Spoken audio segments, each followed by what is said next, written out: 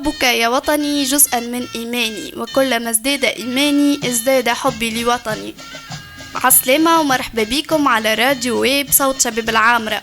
أنا حنين هرماسي نحييكم ونقولكم تونس عشقي الدائم، بلدي الحبيب، عروس المتوسط، وأدعوكم إلى مرافقتي في جولة بين الولايات تجمع بين المتعة والإفادة. اخترت لكم في أولى الجولات السفر معي إلى ولاية صفاقس. ابقوا معايا نرجعوا بعد الفاصل الموسيقي. ويلي ماشي للجزيرة وسلم على الأهالي. نعاود نرحب بكم مستمعينا الكرام. نبداو فقرتنا ونعاود نذكركم باللي نحن حاطين الرحال في ولاية صفاقس. لازمكم تعرفوا أولا اللي أصل تسمية صفاقس حسب بعض الروايات نسبة لسفاكس قائد أمازيغي، تعني بالأمازيغية المدينة المحروسة أو المدينة المحصنة.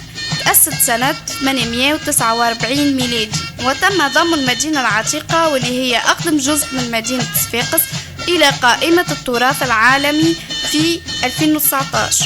صفاقس مدينة تونسية تقع على خليج جابس عاصمة الجنوب، مدينة ساحلية تفتح على البحر الأبيض المتوسط. يا قادم لينا ما تفارق تونسنا البيت إلا ما تجينا إلا ما تجينا. اقتصاديا تساهم ولاية صفاقس بنسبة كبيرة في الاقتصاد التونسي، تتميز بكثرة الصناعات الحرفية كما صناعة الجلود والصوف، الحداد، البناء والنجارة، صناعة المصوغ الفضي والذهبي، تمتلك ميناء خاص بالاستيراد والتصدير، تعرف بالزيتون واللوز، تعرف بصيد السمك، وتمتلك سوق كبير للسمك.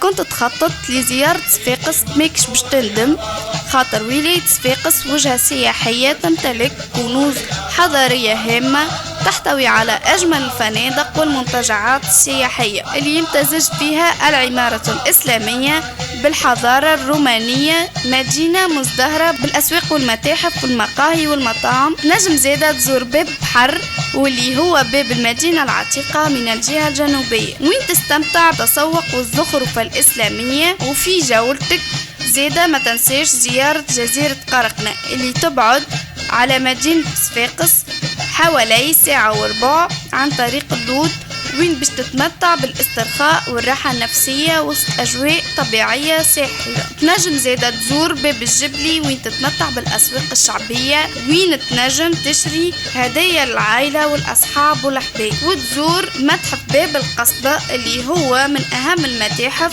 الأثرية البيزنطية واليونانية القديمة. تستمتع بمشاهدة الزخرفة والفسيفساء، وما تنساش باش تزور الجامع الكبير اللي يعود تاريخه لعصر الدولة الأغلبية واللي هو قبلة السياح المسلمين.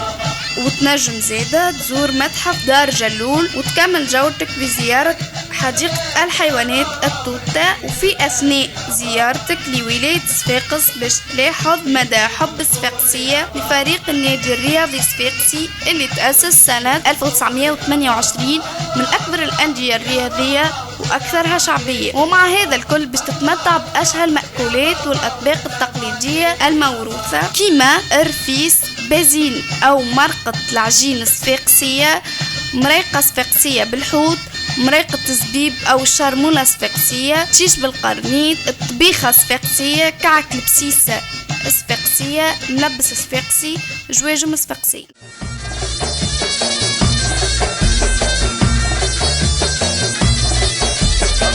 ويلي ماشي للجزيرة وسلم على الأهالي.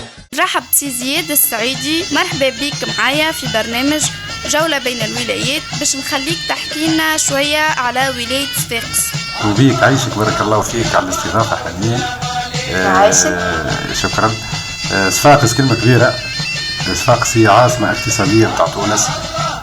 صفاقس التاريخ، صفاقس الحضارة، صفاقس الفلاحة، صفاقس الصناعة، صفاقس الدماغ الصفاقسي. كنقولوا صفاقس بالحق عندها شهرة عالمية، وصفاقس مدينة تاريخية ضاربة عبر القدم، ناضلت فيها عباد وجابت برشا مكتسبات، واليوم الناس هذايا هي ممكن نسميها الرئة متاع تونس. توا حتى بالمنطق المناطق الصناعية والصناعة الكبيرة كل موجودة في جهة صفاقس. نشكرك سي زياد على حضورك معايا، وكانت هذه جولتنا في ولاية صفاقس. إن شاء الله الإفادة حصلت. ما بقى لي كان نقولكم دمتم في رعاية الله. نتقابلوا في حلقة جديدة مع رحلة جديدة في ولاية أخرى مع حنين هرماسي في جولة بين الولايات على راديو ويب صوت شباب العامرة. تحياتي إلى زميل التقني مؤمن الشامي. شكرا وإلى اللقاء.